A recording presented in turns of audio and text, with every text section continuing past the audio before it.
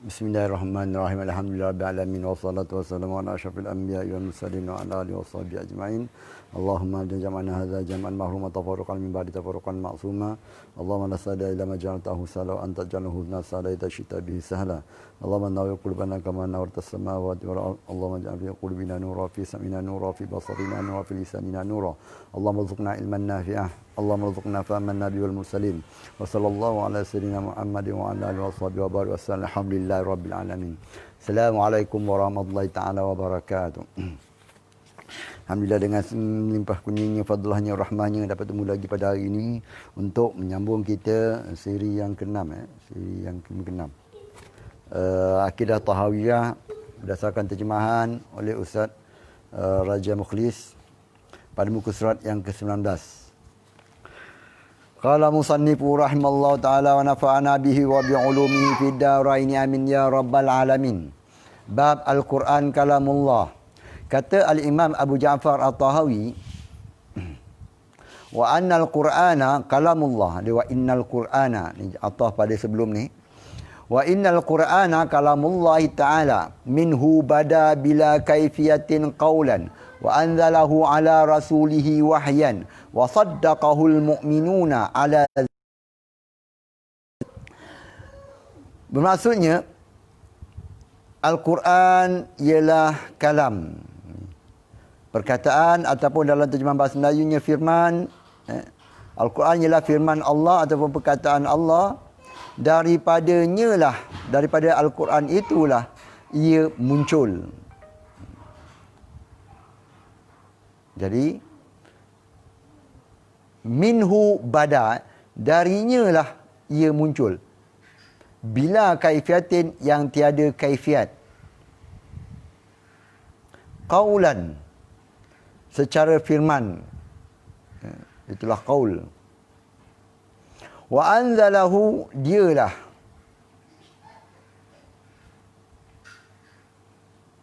Allah Ta'ala lah menurunkan kepada Rasulnya melalui wahyu. Dan orang-orang yang beriman membenarkannya sebagai kebenaran mutlak.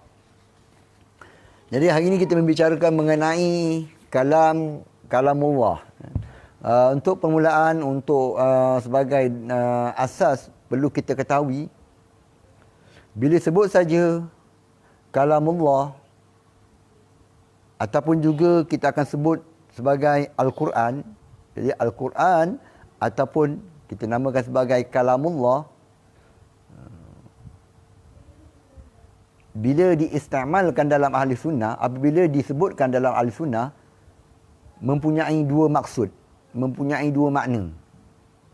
Ada kalanya merujuk kepada sifat ma'ani, iaitulah kalam nafsi Allah Ta'ala. Dan yang kedua pula, ada kalanya merujuk kepada kalam lafzi, merujuk kepada sebutan-sebutan yang kita lepaskan, ataupun merujuk kepada ganti bagi sebutan-sebutan tersebut, iaitulah yang tertulis, yang tercatat, yang dicatat, yang ditulis tadi, ataupun yang diingati, yang dihafalkan.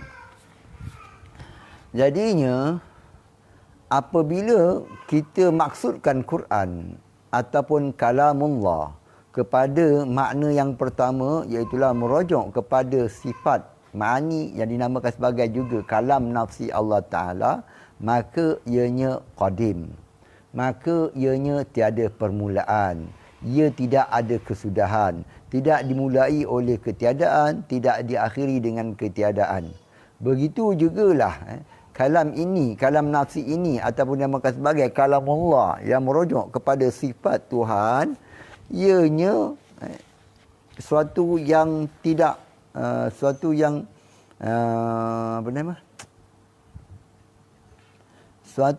kategorinya sama dengan sifat-sifat ma'ani yang lain, iaitulah tidak menerima perubahan.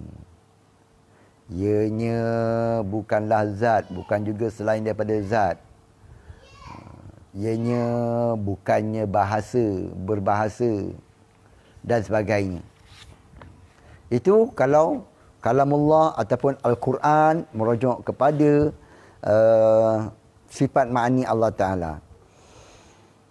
Dan Al-Quran ataupun kalamullah yang merujuk kepada kalam lafzi. Apakah yang dimaksudkan dengan kalam lafzi? Bila dikaitkan dengan lafzi, iaitulah sesuatu yang dijadikan oleh Allah Subhanahu Wa Taala, sebutan-sebutan yang mana lafaz itu kalau kita sebut Bismillahirrahmanirrahim, iaitulah bunyi-bunyi yang ada di udara-udara, itulah yang dinamakan sebagai kalam lafzi. Ataupun yang kita catat, itulah yang dinamakan sebagai ganti bagi kalam lafzi. Jadi kategori yang kedua ini, ianya bukannya qadim, bahkan ianya baharu dan juga makhluk dijadikan oleh Allah Subhanahu Wa Taala. Namun kalam yang kedua ini, iaitulah kalam lafzi ini, sebagai dal, sebagai menunjuk, sebagai petunjuk kepada kalam lafzi, kalam nafsi Allah Subhanahu Wa Taala. Jadi apabila musannif mengatakan di sini Al-Quran ialah kalam, perkataan firman Allah Ta'ala. Jadi ini merujuk kepada Al-Quran, bermaksud yang pertama iaitulah kalam nafsi ataupun dinamakan juga dalam kategori sifat ma'ani Allah Ta'ala.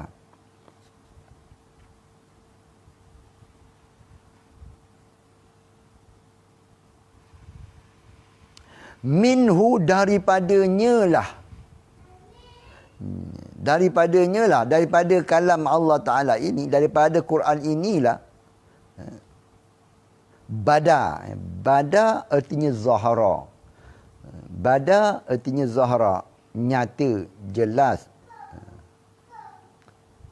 apa-apa yang Allah Ta'ala nak maksudkan, apa-apa Allah Ta'ala tunjukkan. Bila kaifiatin dikata di sini, daripada inilah ia muncul, yang tiada kaifiatnya, bila kaifiatin qaulan, yang tiada kaifiatnya secara firman, iaitulah kalam Allah Ta'ala bukannya berkaifiat sebagaimana hawadis, bagaimana makhluk-makhluk yang lain. Jadi Allah Ta'ala itu tidak ada kaifiat, iaitulah kaifiat itu apa dia? Hay'atun rasikhatun fin nafs. Bukannya suatu sifat yang rasikhah pada diri. Berarti bila sebut saja ianya suatu hay'ah, berarti adanya dimulai, adanya perubahan, adanya penyamaan dengan kategorinya. Itu sebab dikatakan di sini bila kaifiatin qaulan. Qaulan di sini artinya secara firman ni. Dan Quran inilah, dialah Allah Ta'ala menurunkan kepada Rasulnya. Jadi Allah Ta'ala turunkan akan kalam Allah, akan Al-Quran. Oh, minta maaf.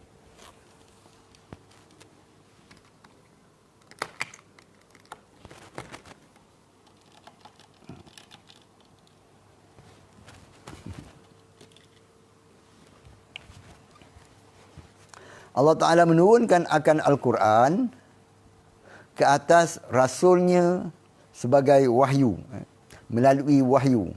Jadi Allah Ta'ala menyampaikan, Allah Ta'ala menurunkan, mewahyukan kepada Nabi Muhammad sallallahu alaihi wasallam akan kalamnya.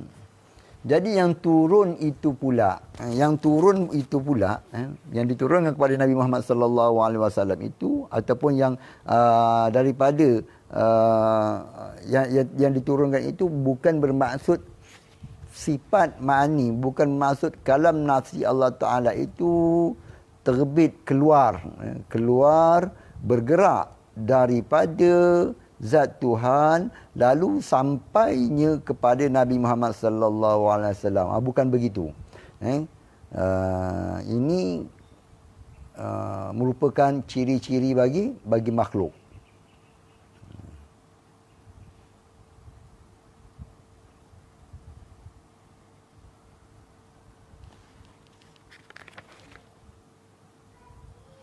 Dia akan mencari lagi nanti. InsyaAllah.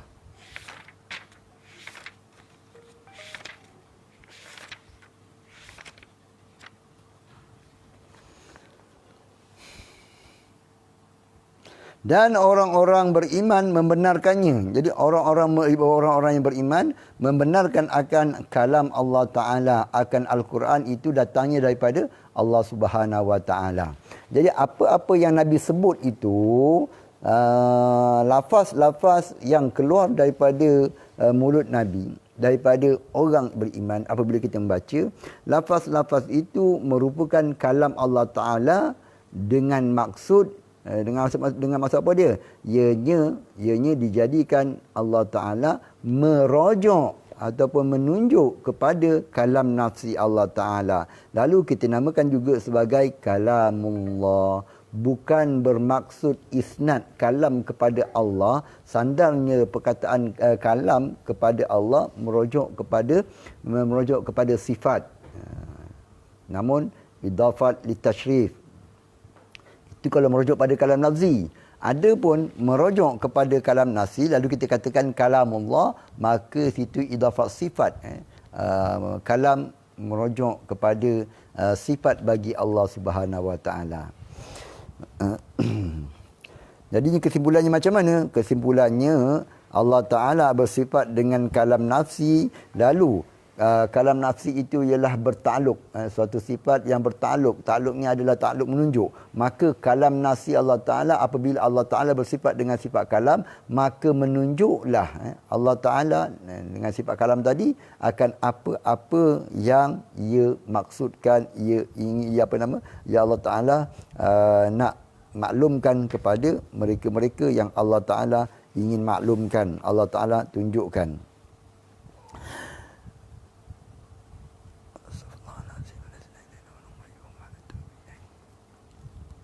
Lalu bila ditakbirkan akan kalam nafsi itu, maka timbullah kalam nafsi, kalam lafzi yang disebut, yang dibaca oleh Nabi, yang dibaca oleh malaikat, yang tertulis pada Lauh Mahfuz, apa yang dibaca oleh orang-orang mukmin. Itu merupakan kalam nafsi. Kalam lafzi ini makhluk. Wa aykanu annahu kalamullah ta'ala bil haqiqah laisa bimakhluqin ka kalamil bariyah. Maksudnya mereka, orang-orang beriman itu yakin bahawasanya Al-Quran itu merupakan kalam Allah secara hakiki.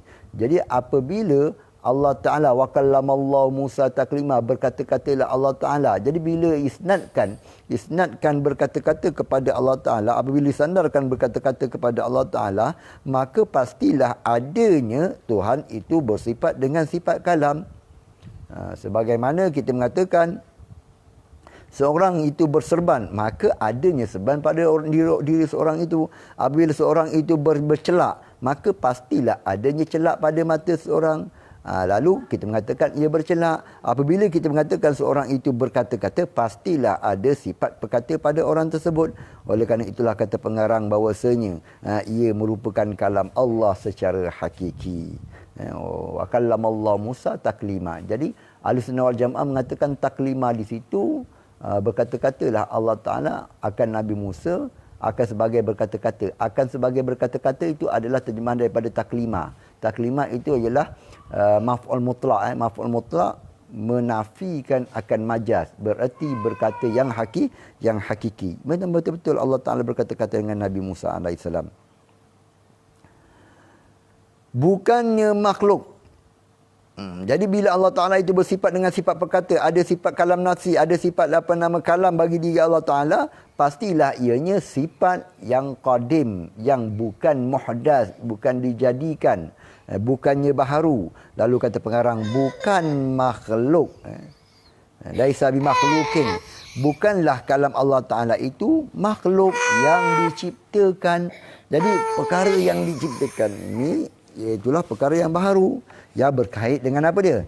Yang berkait dengan kudrat dan juga iradah Allah Ta'ala. Bila kita katakan saja makhluk, Makhluk ini artinya lafaz isim maf'ul daripada khalaqa. Khalaqa, jadi isim maf'ulnya makhlukun. Makhluk ai allazi khuliqa. Sesuatu yang dijadikan. Itu kena faham konsep asal. Bila sebut saja makhluk, artinya sesuatu yang hasil ataupun muta'allaq bagi sifat iradah dan juga kudrah Allah Ta'ala. Dijadikan sesuatu itu oleh ataupun kudrah Allah Ta'ala dan ditentukan berkaitan pula oleh iradah Allah Ta'ala. Lalu kalam Allah Ta'ala itu bukanlah makhluk, bukannya dijadikan, bukannya muta'allaq bih bagi iradah ataupun muta'allaq bih bagi kudrah. Kakalamil bariyah, sebagaimana yang dicipta ni, seperti mana perkataan makhluk. Jadi kalam makhluk ini adalah makhluk, perkataan manusia ini adalah dijadikan. Bila sebut dijadikan, dia ada ciri-ciri makhluknya. Seperti perkataan kita ini baharu, perkataan kita ini berbahasa, perkataan kita ini ada tinggi rendah, ada nada tinggi, nada rendah. Perkataan kita ini ada slang-slang tertentu, ada perlahan, ada kuat dan sebagainya. Sedangkan kalam Allah Ta'ala tidak sama juga dengan kalam makhluk. Seperti kalam manusia yang lain.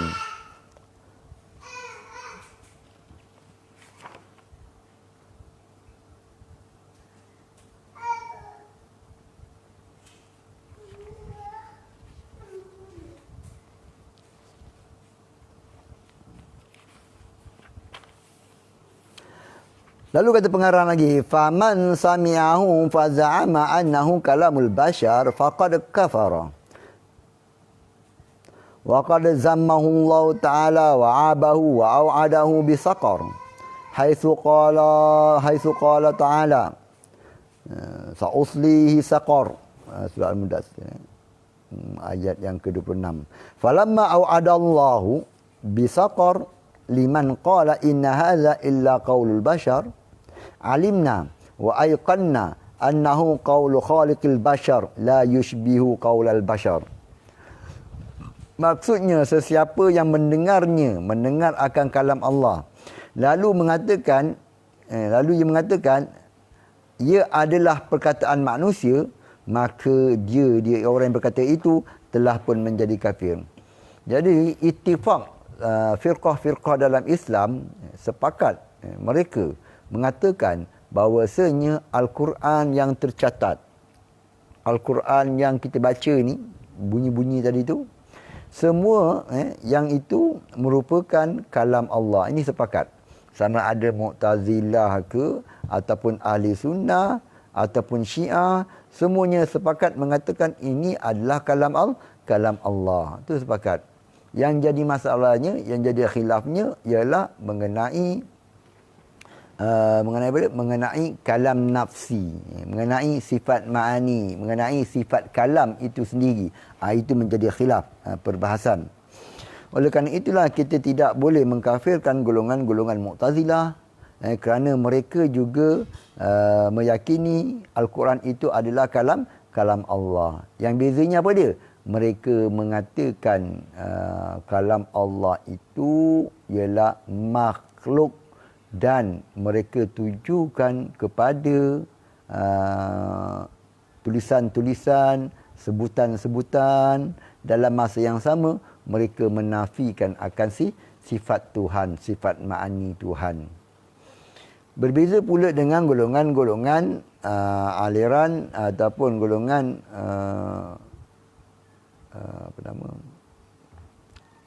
Hanabilah.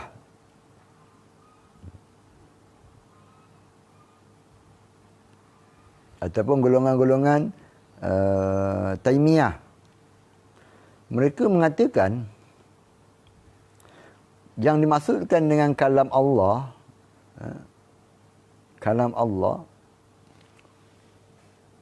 iaitulah kalam Allah yang berhuruf dan bersuara.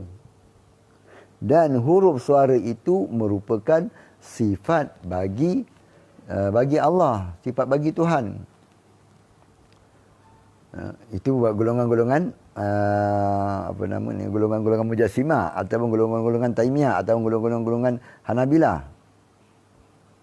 Dalam masa yang sama, mereka mengatakan huruf suara tersebut bukannya makhluk. Bukannya makhluk. Kalau Mu'tazilah mengatakan makhluk. Kenapa? Mu'tazilah mengatakan makhluk kerana huruf suara itu bukannya sifat bagi Tuhan. Berbeza dengan golongan Mujassimah, mereka mengatakan huruf suara itu juga sifat bagi Tuhan. Ini pun nak cerita panjang tuan. Ini pun tak sempat nak urai sini, kalau tak habis nanti. Boleh rojok saya punya perbincangan dalam kitab kitab Fatih Faridah. Ada dah 5 siri kalau tak silap saya. Belum habis lagi tu. Mungkin siri 6 ke siri ke-7 nanti baru habis. Boleh rojok situ. Itu jadi khilafnya situ. Jadi berbeza dengan Ahli Sunnah wal Jamaah Asy'ariyah Maturidiyah. Kita mengatakan kalam Allah Ta'ala apabila merojok, apabila kita maksudkan dengan sifat ma'ani Allah Ta'ala, maka bukannya huruf suara. Ianya merupakan suatu sifat yang dengan sifat itu Allah Ta'ala menunjuk apa-apa. Ada kalanya pula maksud yang kedua, kalam Allah dengan maksud kalam nazi. Yang ini makhluk. Ini sepakat kita dengan golongan-golongan Mu'tazilah. Namun Mu'tazilah menafikan akan makna yang pertama, iaitulah kalam nafsi. Berbeza pula dengan golongan-golongan Mujassimah tadi. Mereka mengatakan kalam Allah Ta'ala itu huruf suara tapi bukan makhluk. Namun mereka juga sebenarnya tidak merujuk kepada sifat-sifat ataupun sebutan-sebutan yang ada di udara ini. Mereka juga sebenarnya sepakat mengatakan itu bukannya sifat Allah Ta'ala. Bahkan itu juga adalah makhluk. Namun dalam masa yang sama, mereka juga golongan-golongan Taimiyah. Golongan-golongan Taimiyah menafikan akan menafikan akan kalam nafsi Allah Ta'ala.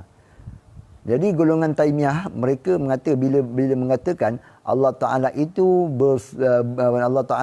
bersifat dengan berkata-kata, berarti merujuk maksud pertama berkemampuan Tuhan berkata-kata sejak azali lagi. Kemampuan sekadar berkata-kata, belum berkata-kata lagi, sekadar kemampuan berkata-kata. Lalu apabila Tuhan nak berkata-kata, maka Tuhan akan berkata-kata. Maka apabila Tuhan berkata-kata, maka di situlah akan timbulnya, akan bada'a, akan keluarnya, akan terbitnya huruf suara.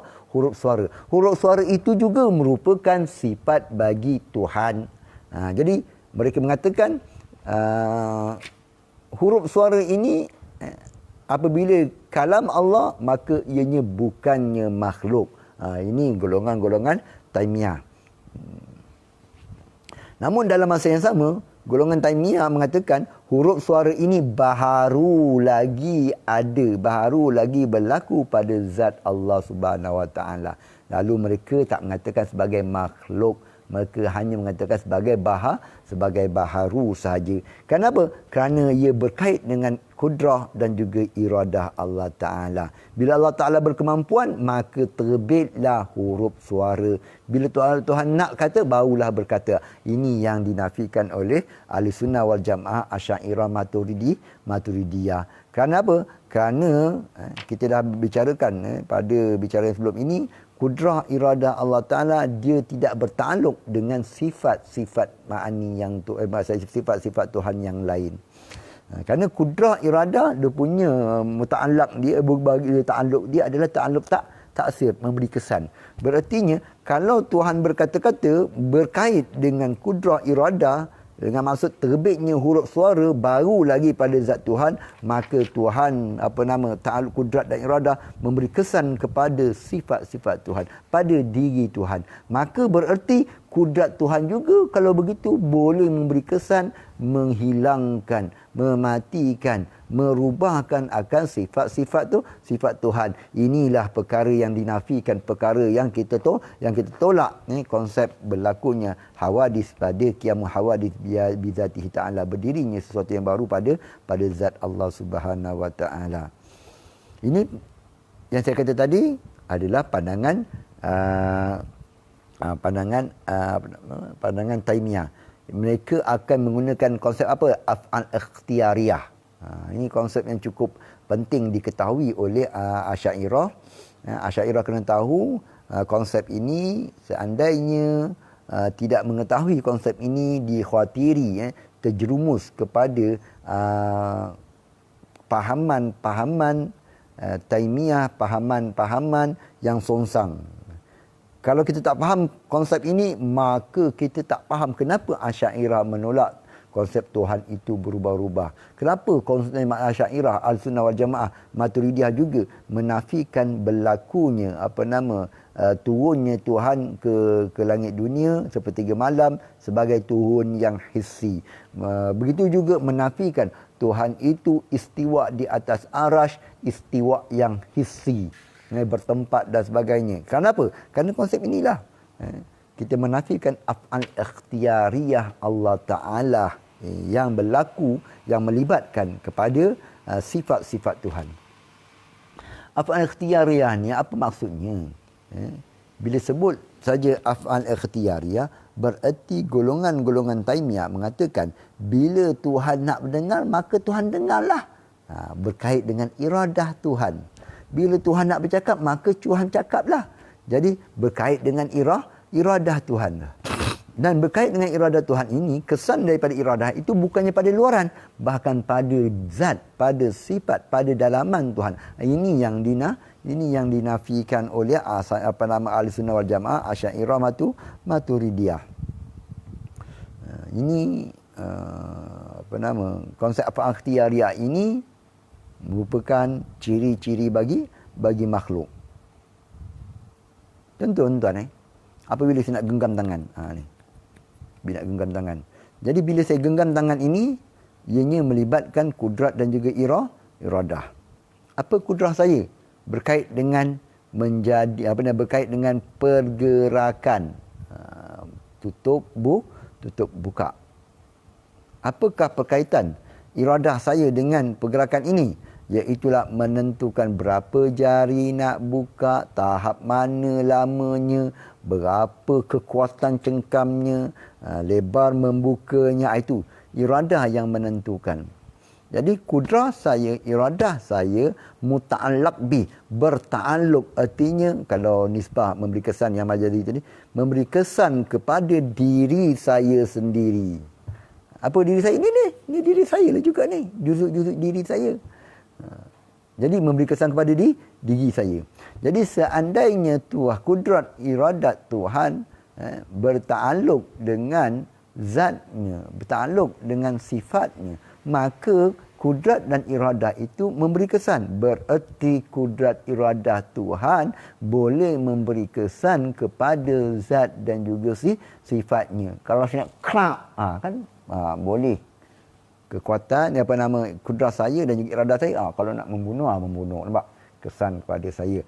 Jadi kalau begitu, kalau kudrat iradah Allah Ta'ala berkait, artinya memberi kesan kepada zat dan juga sifatnya, maka akan membawa kepada perkara-perkara yang mustahil. Banyak antara perkara yang mustahil tersebut, berlakunya perubahan pada zat dan sifat Tuhan. Apa lagi? Akan berlakunya perubahan taqallubul haqa'iq. Apakah taqallubul haqa'iq? Perubahan hakikat. Iaitulah asalnya Tuhan itu qidam dan baqa'. Tiba-tiba Tuhan boleh mematikan dirinya, iaitulah bersifat dengan binasa. Ini perkara yang mustahil. Kita faham betul-betul tuan-tuan. Sebab kita menafikan af'al ikhtiyariyah. Af'al ikhtiyariyah ini kena faham betul-betul di situ. Mafhum kita, ada juga kita katakan af'al ikhtiyariyah Tuhan yang sahih, yang benar. Iaitulah Tuhan berkemampuan, Tuhan mampu ataupun Tuhan boleh melakukan apa-apa saja yang berkaitan dengan perkara-perkara yang imkan, yang berkaitan dengan makhluk sahaja, tidak berkaitan dengan perkara-perkara yang mustahil, tidak berkaitan dengan perkara-perkara yang wajib.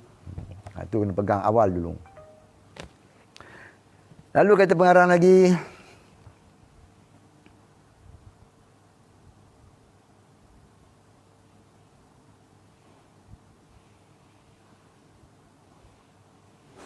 Sesiapa yang mendengarnya lalu mengatakan ia adalah perkataan manusia, maka jadi kafir. Jadi siapa mengatakan kalam ini, Al-Quran itu ialah kalam makhluk, maka yang jadi kufur. Ini ittifaq semua firqah. Semuanya sepakat mengatakan itu kalam Allah Ta'ala. Yang jadi bezanya, yang jadi perdebatannya ialah kalam Allah Ta'ala itu yang kita bincangkan tadi, kita duduk bertikai itu, adakah sifat ataupun bukan sifat Tuhan. Itu jadi pertikaian. Jadi golongan-golongan Mu'tazilah mengatakan kalam Allah, Quran, Quran yang tercatat, yang tulis itu semua adalah makhluk Tuhan, artinya dijadikan oleh Allah Subhanahu Wa Taala, berarti ianya juga disusun oleh Allah Subhanahu Wa Taala. Ianya juga berkait dengan apa dia? Berkait dengan ilmu Tuhan. Ia berkait dengan apa dia? Arahan-arahan Tuhan. Bukannya arahan makhluk, bukannya tegahan makhluk, bukannya perkhabaran daripada makhluk. Semuanya perkhabaran daripada Tuhan. Penghikayatan daripada Tuhan. Semuanya daripada Tuhan. Oleh itulah mereka mengatakan Al-Quran itu juga adalah kalam Allah, bukannya kalam manusia, bukan kalam bashar. Kalau mengatakan Quran itu ialah kalam manusia, artinya disusun oleh manusia, Nabi yang susun, bukannya itu datang daripada Allah Ta'ala, maka hukumnya kufur. Termasuk juga ini adalah pandangan Mu'tazilah dan sebagainya. Allah Subhanahu Wa Ta'ala memperingatkannya,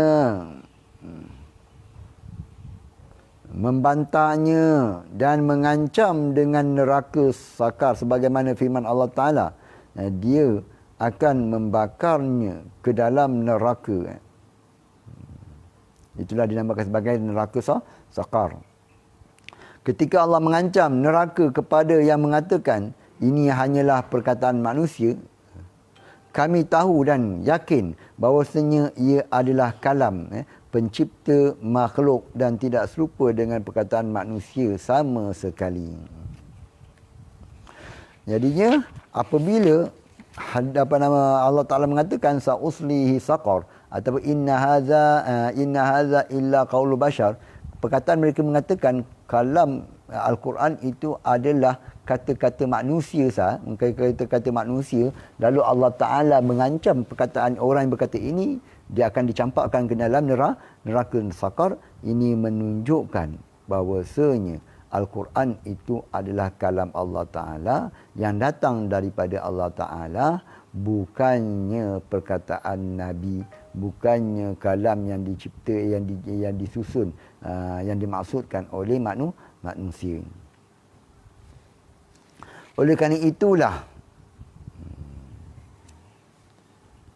apabila kita berjumpa tulisan-tulisan seperti kita baca ni, kita baca tulisan ini, maka kita mengatakan ini bukannya kalam sipulan bin sipulan dan sebagainya, kecuali ada yang menentukan, ada yang berkata perkataan-perkataan ini, matan tahawiyah ini, iaitulah Imam Tahawi. Apabila kita pergi pergi suatu tempat, lalu kita ternampak tulisan-tulisan, lalu kita mengatakan ada yang memaksudkan, ada orang nak menyampaikan maksud, adanya sesuatu manusia yang cuba maklumkan kepada sesiapa yang mengunjungi tempat tersebut. Itu konsepnya dinamakan sebagai dalil yang menunjuk kepada madlulnya.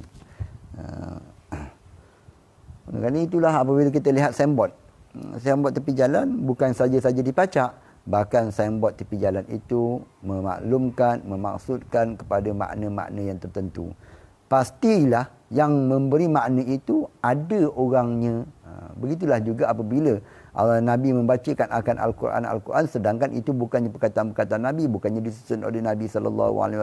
Ini menunjukkan ada yang memaklumkan, yang memberitahu, yang berkata-kata, iaitulah Allah Subhanahu Wa Taala. Terus kata pengarang bab kecelaan fahaman tashbih. Lalu Imam Abu Ja'far At-Tahawi berkata lagi, wa man wasafallah ta'ala bima'nan min ma'anil bashar faqad kafar. Faman absara hadza tabara wa an misli qaulil kuffari zanjara. Wa alima anna Allah Ta'ala bi sifatihi laisa kal bashar. Lalu kata pengarang maksudnya, barang siapa yang menyifatkan Allah dengan sesuatu, siapa yang menyifatkan Allah Ta'ala dengan sesuatu makna daripada makna-makna bagi manusia. Dia konsepnya, konsep asalnya, apa yang Allah Ta'ala sifatkan, apa yang Nabi sifatkan kepada Allah Ta'ala, atau kita katakan, apa yang wahyu sifatkan mengenai ketuhanan, maka wajib kita mengisbatkan, kita mensifatkan. Ini secara umum. Apa-apa yang Allah Ta'ala tak sifatkan, maka jangan sekali kita mensifatkan. Itu secara umum juga. Kena faham situ. Kemudian, sesiapa yang mensifatkan Allah Ta'ala dengan sesuatu makna daripada makna-makna bashar, daripada makna-makna manusia, maka dia telah pun menjadi kafir. Sesiapa yang mensifatkan Tuhan dengan suatu sifat yang mana sifat tersebut merupakan ciri-ciri bagi makhluk, ciri-ciri bagi manusia, maka ianya menjadi kufur.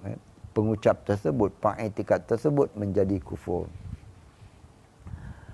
Apabila Allah Ta'ala mengatakan dia berkata-kata, apabila Allah Ta'ala mengatakan dia mendengar, dia melihat, maka wajib kita sifatkan Tuhan mendengar, Tuhan melihat, Tuhan berkata-kata.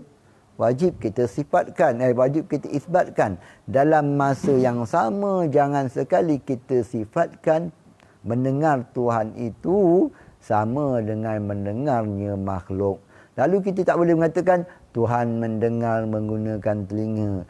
Kita tak boleh mengatakan Tuhan mendengar dengan cara sampainya udara ke telinga Tuhan. Kita tak boleh katakan Tuhan mendengar dari arah atas. Suara keluar yang manusia cakap ini, Tuhan mendengar dari suara daripada arah atas.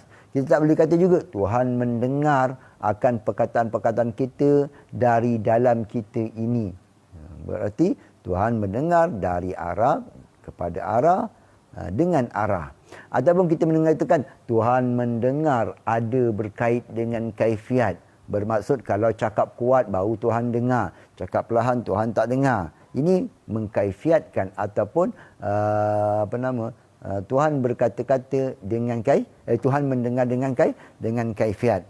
Ini juga merupakan mencirikan, memberikan makna, mensifatkan Tuhan dengan sifat-sifat bagi manusia. Maka hukumnya kufur. Lalu kata pengarang lagi, sesiapa mengetahui hal yang demikian, maka hendaklah dia mengambil perhatian, iktibar, dan hendaklah dia menjaga diri daripada perkataan seperti yang dikatakan oleh orang-orang kafir. Allah menyerupakan dalam menyerupakan Allah dengan sifat makhluk.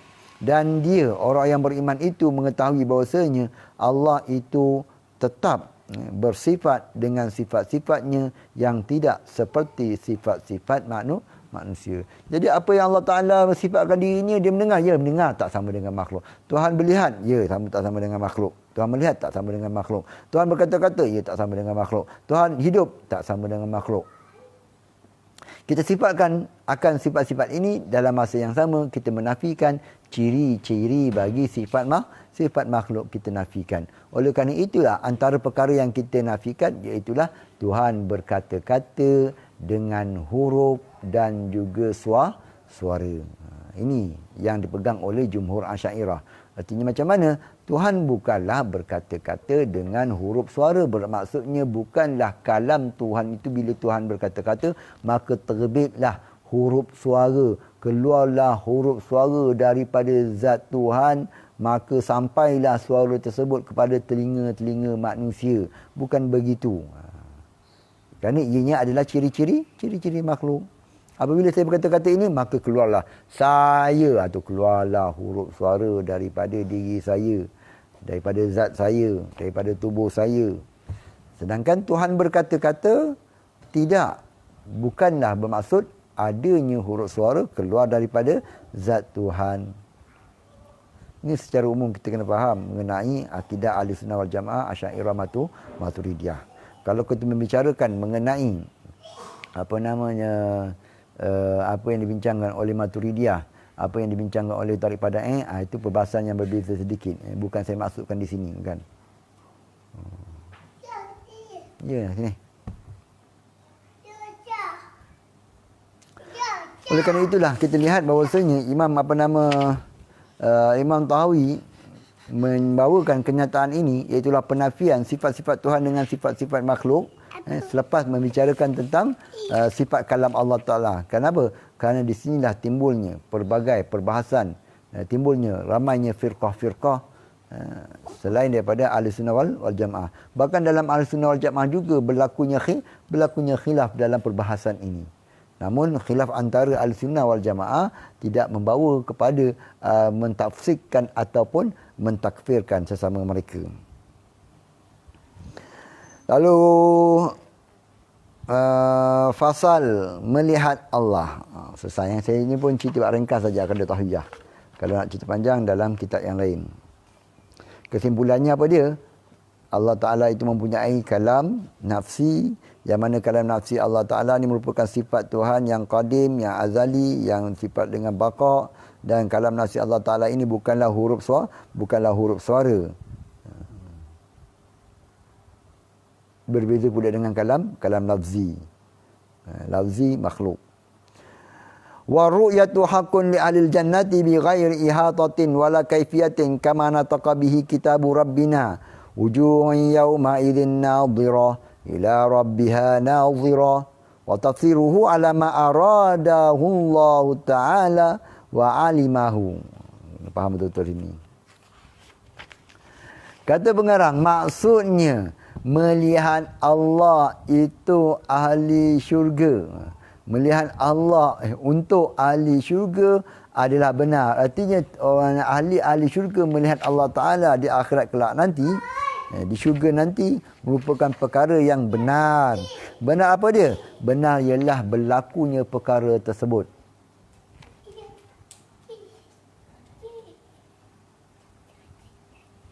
Long.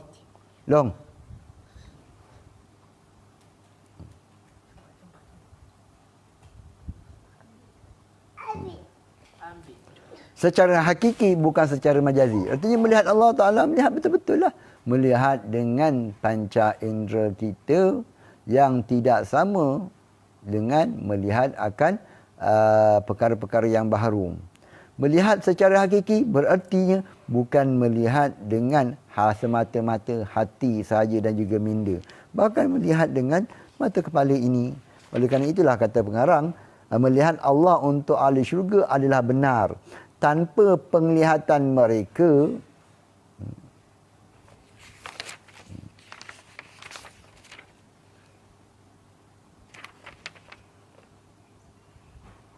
melihat Allah untuk ahli syurga adalah benar tanpa penglihatan mereka.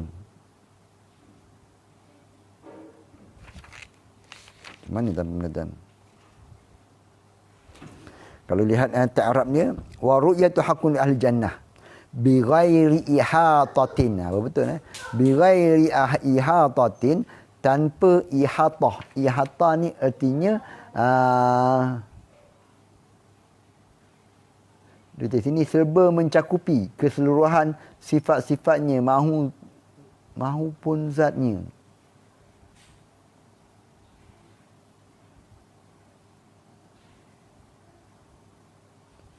Dan tanpa cara, tanpa kaifiat penglihatan.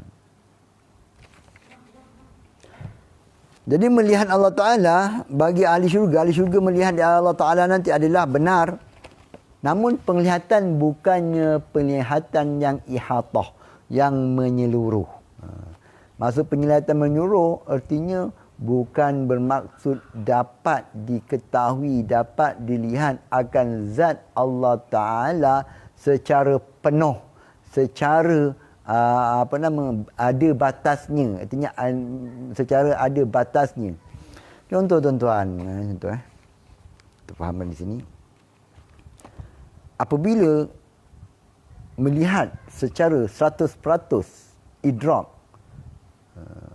pemandangan idrak kita, apabila kita melihat buku secara idrak yang hakiki, secara idrak yang menyeluruh, secara penglihatan yang perfect, yang sempurna, ialah kita tak nampak lihat keseluruhan sudutnya.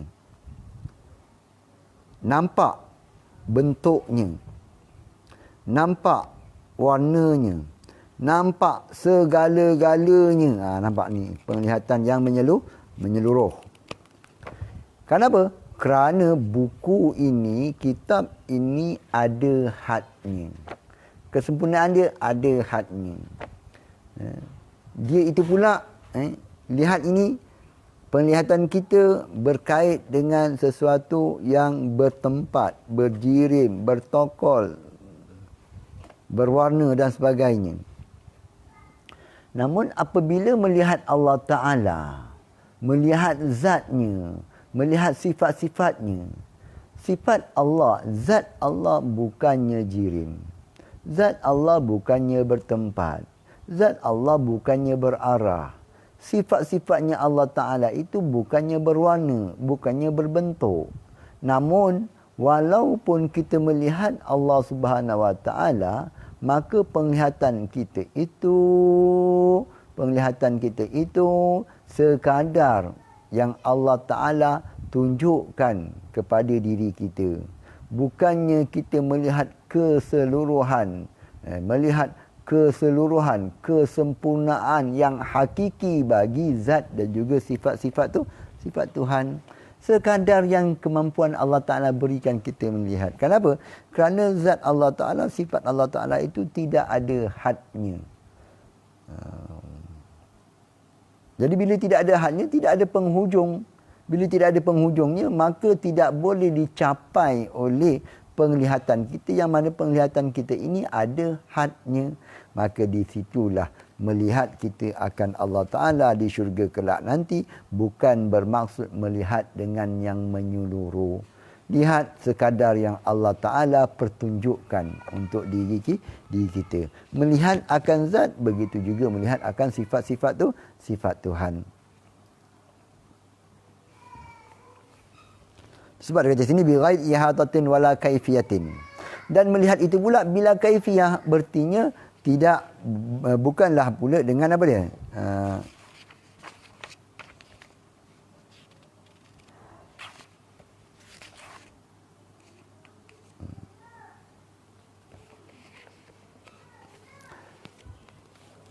Tanpa kaifiat. Artinya melihat Allah Ta'ala itu bukanlah Tuhan itu berkaifiat.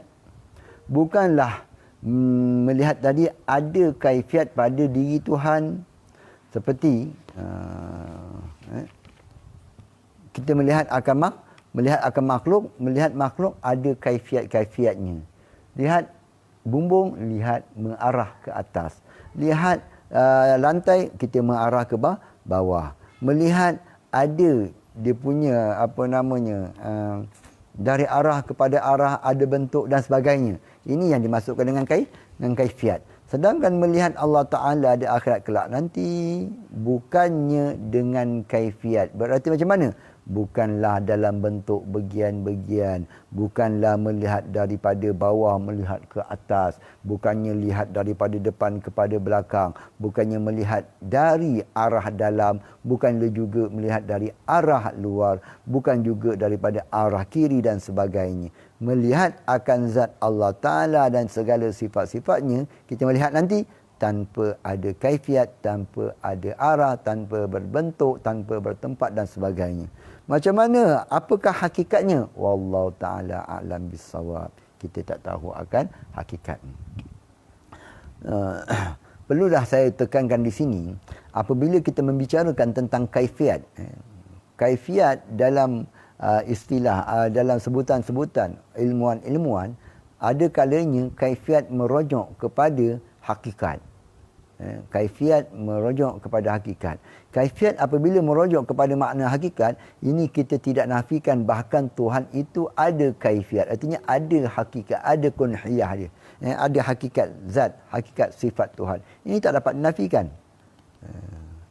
Yang kita nafikan kaifiat, iaitulah hai'ah, rasikhah, iaitulah sesuatu yang bercirikan, sesuatu yang ada perumpamaan, sesuatu yang bersifat dengan miqdar, ukuran dan sebagainya, sesuatu yang bersifat dengan arah dan sebagainya. Inilah yang kita nafikan, kita maksudkan ternafi pada Allah Ta'ala kaifiat tersebut.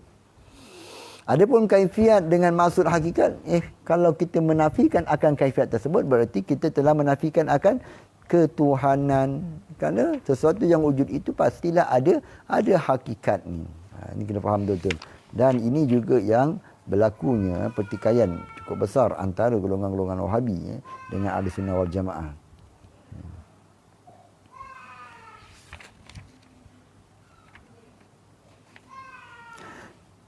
Kama nataqa bihi kitabur rabbina, sebagaimana yang telah dituturkan oleh kitab Tuhan kita, wujuhun yauma idzin nadhirah. Wajah mereka pada hari tersebut di syurga kelak nanti nadhirah, berseri-seri. Orang-orang beriman pada ketika itu wajahnya berseri-seri ila rabbiha, kepada Tuhannya, nadhirah, ia melihat. Memandang dengan maksud memandang hakiki. Wa tafsiruhu ala ma aradahu Allah Ta'ala wa alimahu, dan tafsirannya, huraiannya, hakikatnya mengenai melihat ini sebagaimana yang Allah Ta'ala maksudkan dan hanya Allah Ta'ala mengetahui, bukannya melihat dengan maksud kita menoleh, kita menggerakkan kepala kita, membijik mata kita untuk berarah dan sebagainya. Ini perkara-perkara yang ternafi bagi berkaifiatnya Allah Subhanahu Wa Taala.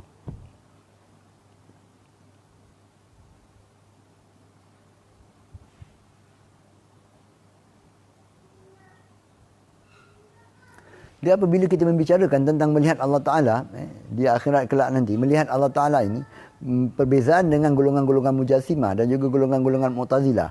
Golongan Mu'tazilah mengatakan Tuhan itu tidak bertempat. Bila Tuhan itu tidak bertempat, tidak berarah, maka tiap-tiap yang tidak bertempat, tidak berarah itu tak dapat dilihat. Golongan Mujassimah pula mengatakan tiap-tiap yang dilihat itu pastilah bertempat, pastilah berarah. Maka Tuhan itu dilihat. Dalam masa yang sama Tuhan itu dilihat oleh orang-orang mukmin yang dinyatakan oleh wahyu. Maka Tuhan itu bertempat. Namun Ahlussunnah wal Jamaah, kita Asy'ariyah Maturidiyah, kita mengatakan Tuhan itu dapat dilihat dalam masa yang sama, tidak melazimkan, tidak memestikan, tidak mewajibkan membawa kepada Tuhan itu bertempat, Tuhan itu berarah. Ini al-iqtisad fil i'tiqad, kesederhanaan kita dalam beriktikad. Kita meraihkan akan akal, dalam masa yang sama kita berpegang kepada nakal, daripada berpegang kepada wahyu, apa yang Allah Taala sifatkan, apa Allah Taala nyatakan. Lalu kata pengarang lagi,